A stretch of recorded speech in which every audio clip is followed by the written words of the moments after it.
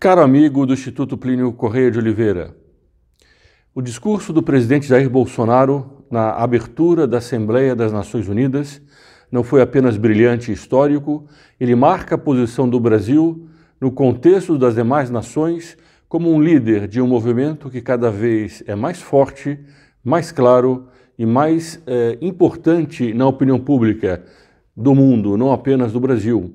Um movimento que coloca no fundo a República Universal na berlinda.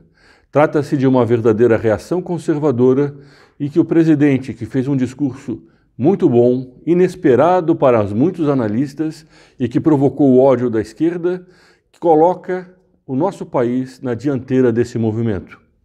Este é o canal do Instituto Plínio Correia de Oliveira. Meu nome é Frederico Viotti. Se você ainda não se inscreveu, inscreva-se agora mesmo. Aqui abaixo desse vídeo há um botão para inscrição.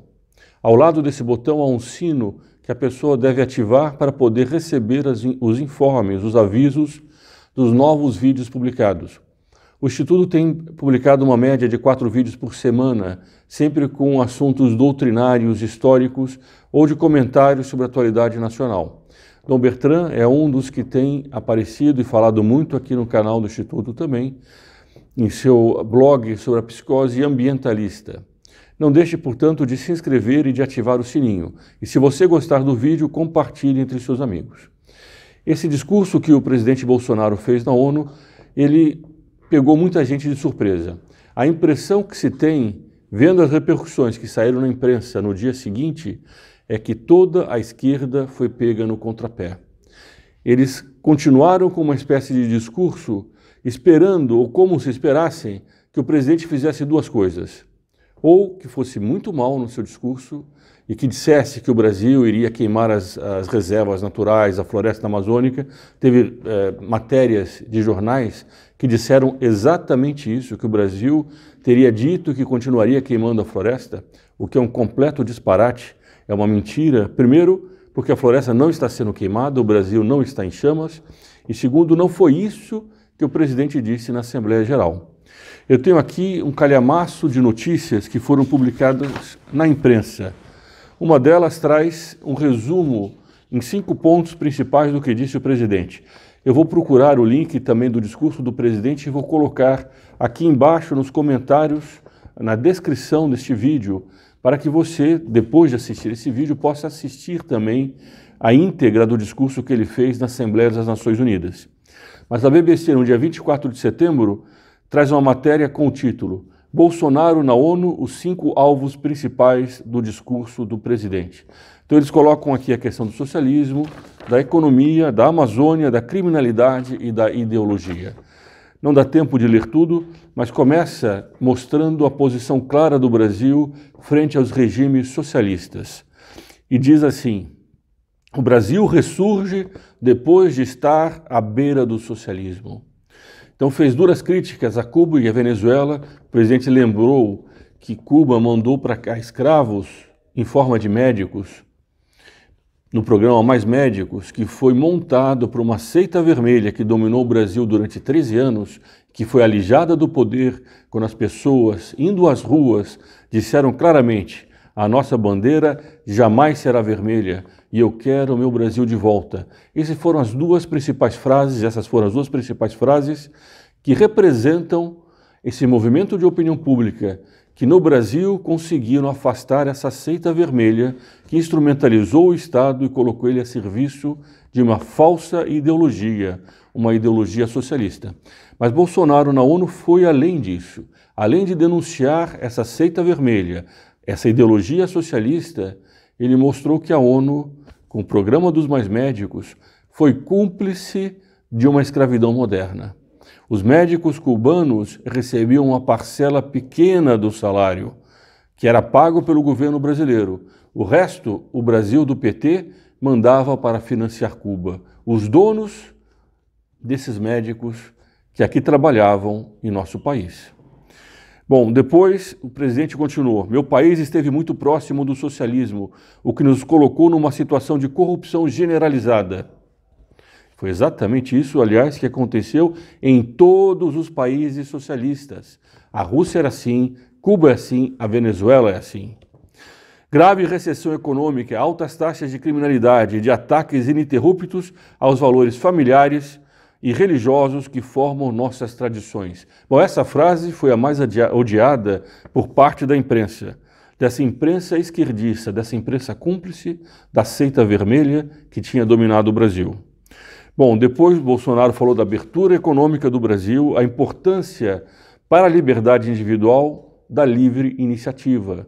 A pessoa que não é dona do fruto do seu trabalho, ela é um escravo do Estado. Aquele que pode exercer a sua atividade de forma livre das amarras, cada vez mais impositivas, que o Estado moderno tem sobre as atividades econômicas, esse é verdadeiramente um homem livre.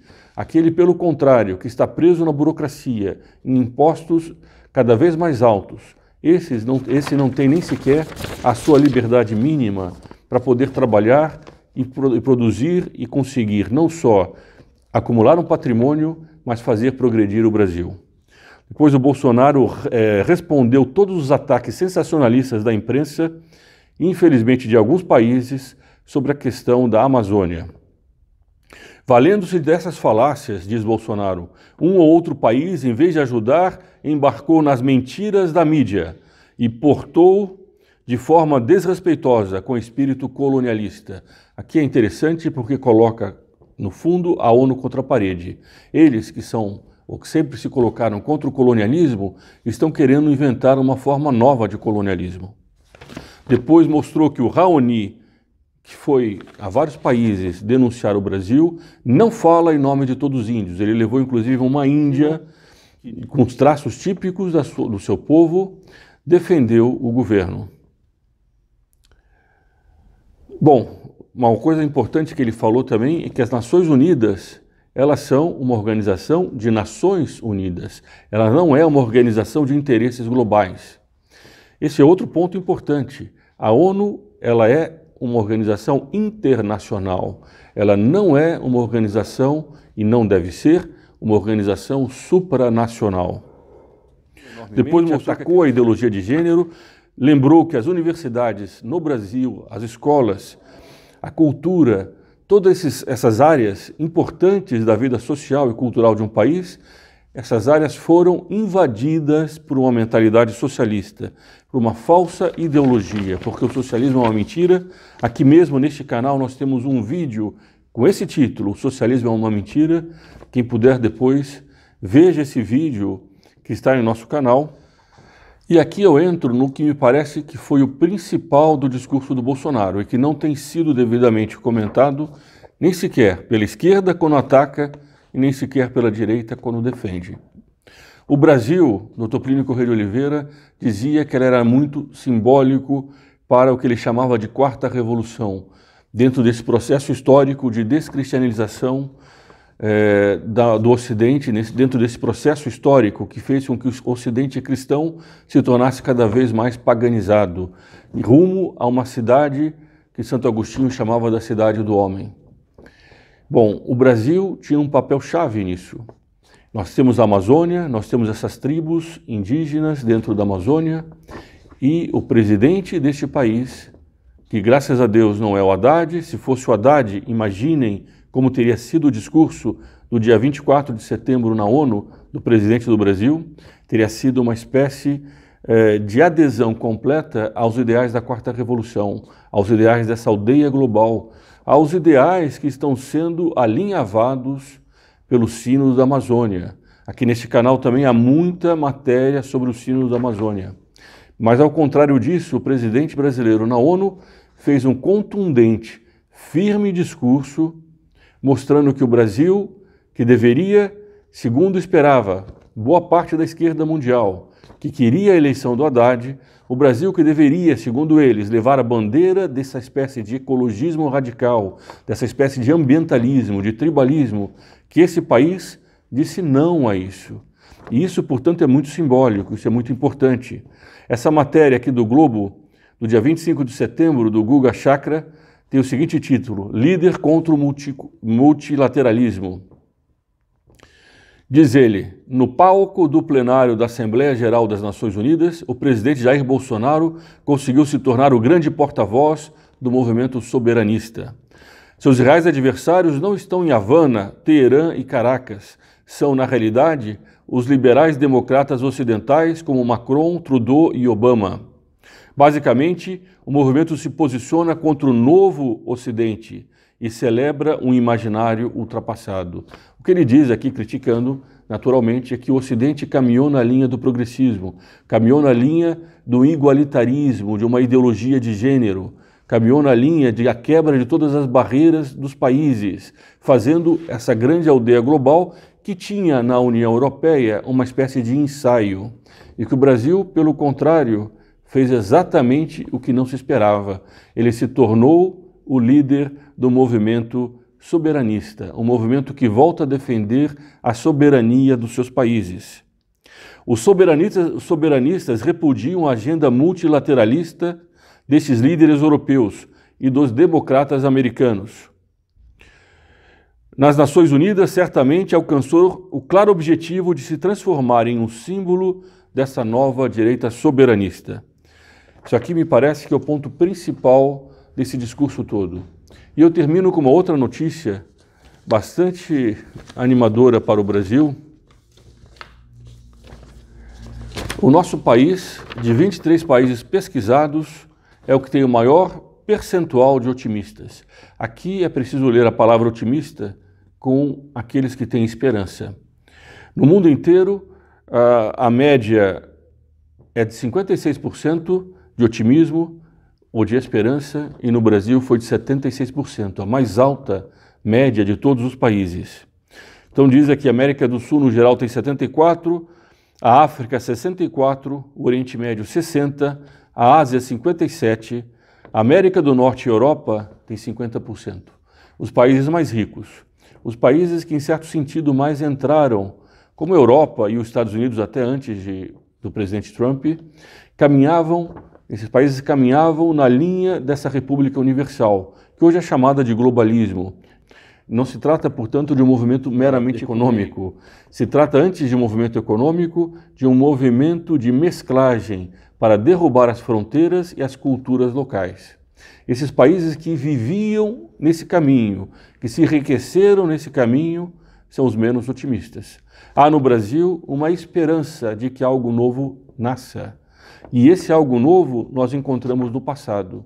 É por isso que dizíamos, eu quero o meu Brasil de volta. Nós queremos o Brasil dos nossos antepassados, que é esse Brasil que nós esperamos encontrar no futuro. Um futuro que não repudia os progressos, mas que não abandona as suas características peculiares próprias. Quando um artesão francês ou alguém que faz um queijo artesanal na França, defende que esse queijo não seja pasteurizado, ele não está entrando diretamente em política, mas ele está defendendo uma maneira de fazer o queijo que os seus antepassados ensinaram. Da mesma maneira, aquela arquitetura própria de cada povo, aquela maneira das músicas próprias, das roupas próprias, da comida própria, tudo isso faz parte da tradição daquele povo, uma tradição que está profundamente arraigada na defesa da família, na defesa daquele patrimônio que eles acumularam ao longo de gerações, que é a sua propriedade. Esse é um movimento de opinião pública que no mundo inteiro ressurge, defendendo. Se você gostou desse vídeo, compartilhe entre seus amigos, nós precisamos chegar ao maior número de pessoas possíveis. Compartilhe entre seus amigos, dê o like, é muito importante aqui para o YouTube que a pessoa diga que gostou. Quanto maior for o número de likes, mais o YouTube aumenta a exposição desse vídeo. Então dê um like ao vídeo, compartilhe entre seus amigos, deixe o seu comentário e ajude as atividades do Instituto Plínio Corrêa de Oliveira. Nós dependemos de colaboradores como você que me ouve. Viva Cristo Rei e sua Mãe Maria Santíssima.